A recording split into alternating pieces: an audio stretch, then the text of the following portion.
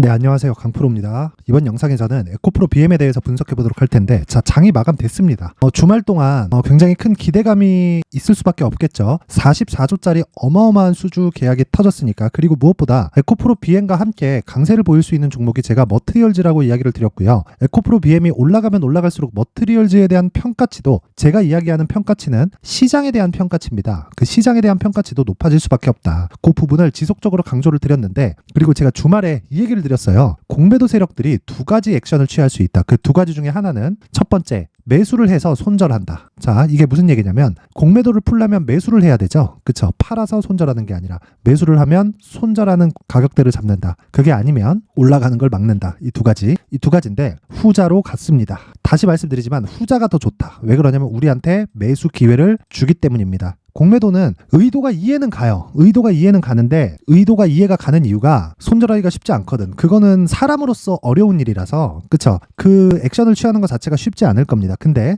정말 곧 죽지 않을까. 자, 에코프로 BM의 누적 공매도량이 계속해서 줄지 않고 있고 조금씩 늘어납니다. 신규 공매도가 막혀 있는데도 불구하고 누적 공매도량이 늘어난다는 건 불법 공매도가 계속 자행되고 있다. 자, 근데 제가 한 가지 이야기를 드리죠. 불법 공매도가 문제가 되는 것은 맞아요. 그런데 생각해 보세요. 담보는 맞춰 가야 됩니다. 자, 갑자기 운용사나 헤지펀드 측에서 공매도를 계속 하면서 뭘 합니까? 담보를 맞춰가야 돼요. 그쵸? 무차익 공매도를 하지만 기본적으로 계좌에 있는 담보 가치보다 높은 손실을 볼 수 있는 게 공매도란 말이에요. 공매도의 손실폭은 주가가 올라가는 게 무한정이기 때문에 무한정으로 손해를 볼 수 있습니다. 그쵸? 자, 그러면 로스컷을 당하지 않게 하는 최소한의 가격대를 지켜내야 된다는 거예요. 그래서 월요일날 울며 겨자 먹기로, 진짜 울며 겨자 먹기로 정말 온갖 짓거리를 아마 자행을 했을 겁니다. 그래서 오늘 나온 결과가 요거예요. 15% 상승. 장중에 변동폭이 컸었던 거 아시죠? 시가에 팍 튀어서 몇 프로까지 상승했습니까? 26%까지 상승을 했습니다. 근데 제가 계속해서 말씀드리지만 공매도는 죽었다. 이제 빼도 박도 못한다. 오늘이 마지막 기회였다고 저는 생각을 하고요. 이런 과정에서 변동폭이 있을 거예요. 그쵸? 바로 올라가서 58만원 뚫고 올라가기에는 중간에 있는 매물대가 조금 있어요. 그래서 이런 부분을 감안하면 생각을 해보세요. 내가 아무리 구조적인 성장에 대한 부분을 믿고 있고 그리고 고가에 내가 물려 있다고 하더라도 심리를 유지하기란 쉽지 않습니다. 그래서 가격이 중요하다고 이야기를 드리는 건데 절호의 기회가 왔다. 왜? 기관이 눌러주니까. 그쵸? 철저하게 매도 관점으로 보고 있고요. 그런 부분을 어디서 볼 수 있냐면 에코프로의 움직임입니다. 에코프로.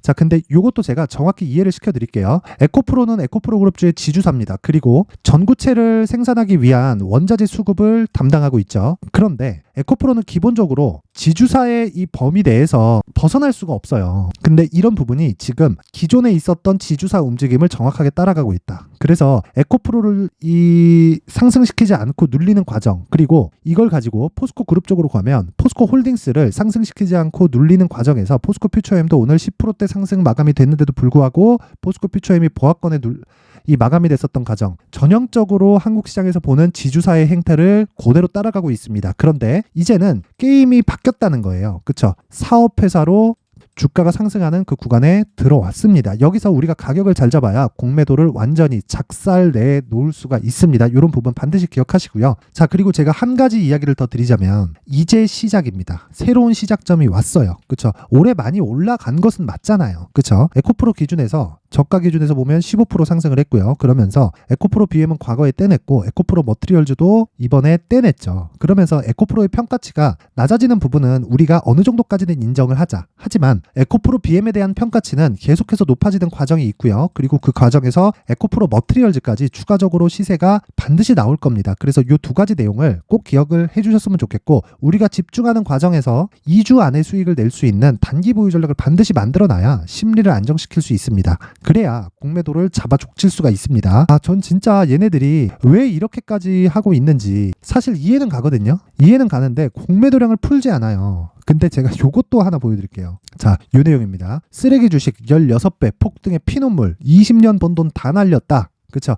백수전에 테슬람이 간다. 자, 테슬라 공매도, 짐 차노스의 몰락, 2001년 앨런 공매도로 초대박, 전설로 불렸고 2008년 금융위기 때 정점을 찍었고요. 자산 10조 원을 만들었는데 테슬라를 2012년인가부터 시작해서 공매도를 10년째 치다가 파산을 했습니다. 남은 자산이 2,600억, 파산을 해도. 그쵸? 38년 동안 헤지펀드를 운영을 했는데 결국에 파산하고 말았습니다. 2,600억은 개인 자산이 아니라 헤지펀드의 자산입니다. 그쵸? 그러면 자산 10조 원을 굴렸다. 10조 원에서 2,600억 남았다. 뭘로? 공매도로. 왜 파산을 했을까요? 증권사가 봐주지 않았기 때문입니다. 담보 가치를 더 넣어라. 그러면 더 거래하게 해줄게. 요 내용을 지금 이야기를 하는 거고, 신한투자증권이 지금 앞장서서 하고 있는데 얘네도 자기네 파산될 때까지 기다릴까요? 그게 아니라는 거예요. 얘네 지금 오늘 고가에서 누른 이유가 딱 봐도 뻔하잖아요. 그쵸? 담보 비율을 맞춰야 되니까 그거 딱 그 내용 한 거예요. 근데 변동성은 조금씩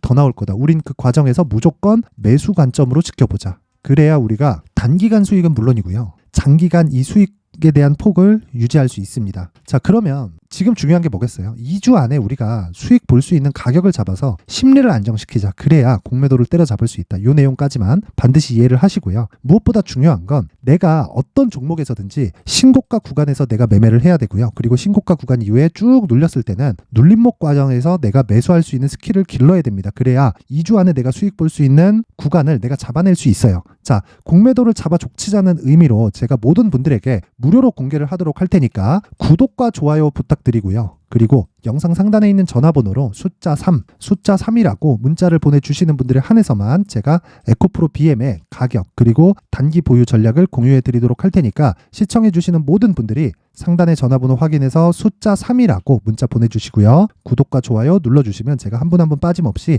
다 공유를 해드리도록 하겠습니다. 자, 제가 에코프로를 계속해서 강조를 드리는 이유가 뭘까요? 단기간 신고가를 만들었다. 그리고 장기간도 신고가 종목이다. 그런데 수주 공시가 떴기 때문에 앞을 반영하는 주식시장의 특성을 대입했을 때 우리가 이 수주를 기준해서 기준을 바뀌어야 됩니다. 여기 형성됐었던 58만 원짜리의 이 고점은요. 우리가 어떻게 생각을 해야 될까요? 44조짜리 수주 계약이 들어오기 전에 형성됐었던 시장의 판단입니다. 제 판단이 아니라. 그렇죠? 그러면 기본적으로 여기보다는 높아진다. 왜? 기준치가 플러스 돼서 44조 원이 생겼으니까. 이걸 나누기 5로 했을 때 1년에 8조 이상의 매출처가 확보가 된 거고요. 이걸 역으로 환산해서 본다면요. 보세요. 양극재가 들어가는 이 셀업체의 그쵸? 원가 비중을 40% 정도로 잡습니다. 계산하기 쉽게 50% 잡고 여기서 40조 잡고 곱하기 2 해볼게요. 80조죠. 그쵸? 80조 정도의 매출이 확보가 됐기 때문에 삼성 SDI가 에코프로 BM 측에서 44조짜리 계약을 해준 겁니다.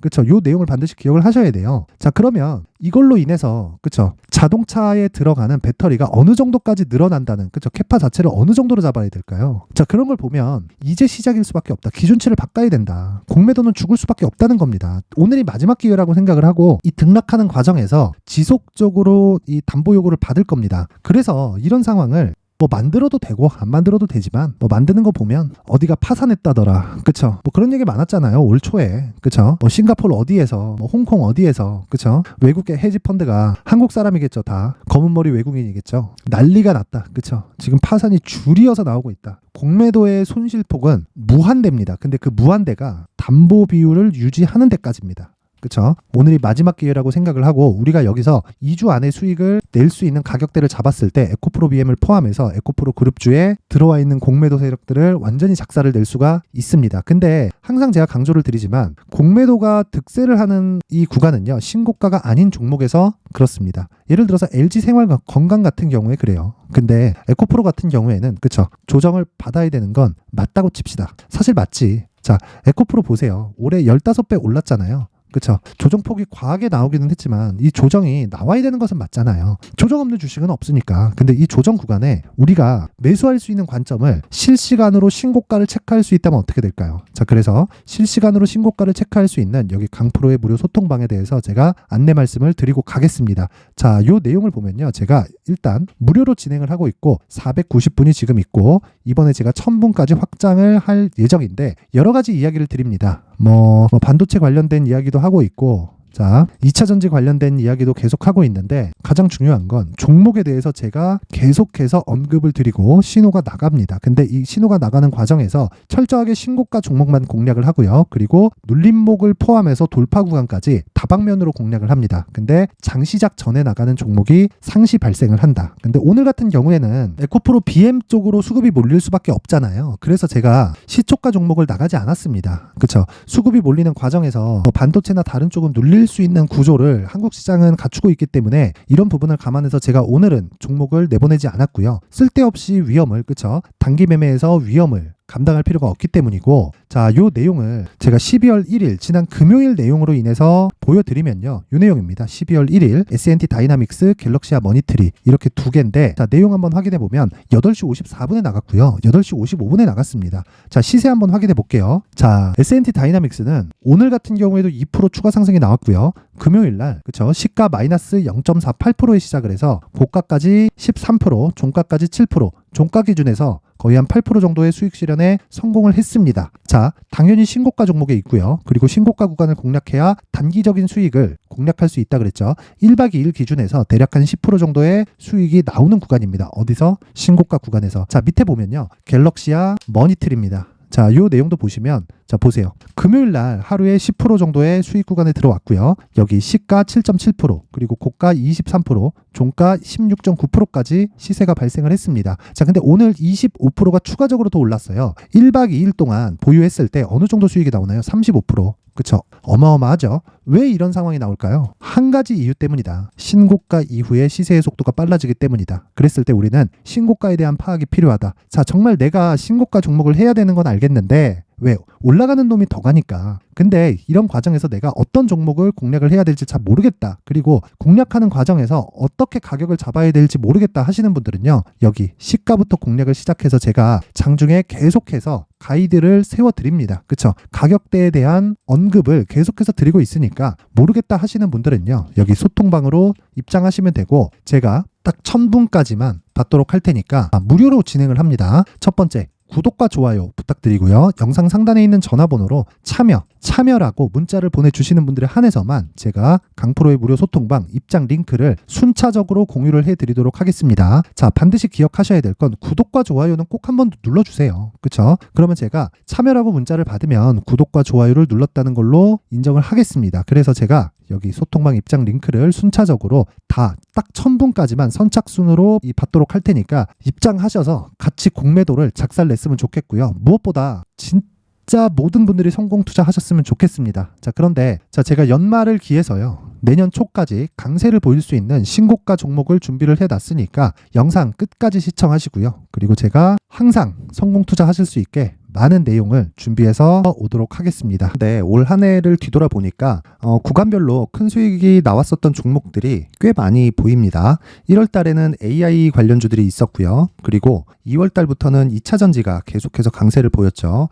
자, 그리고 나서 3월 달이 되니까 AI 반도체 관련주들이 신고가를 만들면서 5월 달부터 시세를 큰 폭으로 냈죠. 저가부터 따진다면 한미반도체와 같은 종목들도 올 한 해 6배 정도의 시세가 나왔습니다. 혹시라도 올해 수익을 보지 못하신 분들이 있다면요, 어떻게 시세가 움직이는지 반드시 익혀 놓으셔야 되고요. 만약에 그런 부분이 아직 준비가 되어 있지 않다면 어중간한 종목들 사고팔고 하지 마시고요. 딱 한 종목에 비중을 제대로 넣어서 확실하게 수익을 보는 방법이 필요합니다. 자, 그래서 제가 23년 12월 달 강프로의 대시세 종목을 준비를 해왔고요. 이 종목은 대기업을 상대로 안정적인 매출 구조를 갖추고 있는 데다가 이 규모가 40%를 넘나들고요. 호황기 때는 50%를 넘나드는 역대급인 이익 구조를 갖추고 있어서 대체 불가능한 기업이라고 보셔야 됩니다. 자, 지금 현재 주요 거래처는요, 삼성전자, 인텔, 하이닉스, TSMC, 엔비디아까지 모든 반도체 업체를 고객사로 확보하고 있는 상황이고요. 이 재무제표 상황을 보면요, 이익률 자체가 넘사벽인 걸 알 수 있습니다. 넘을 수 없다는 거겠죠.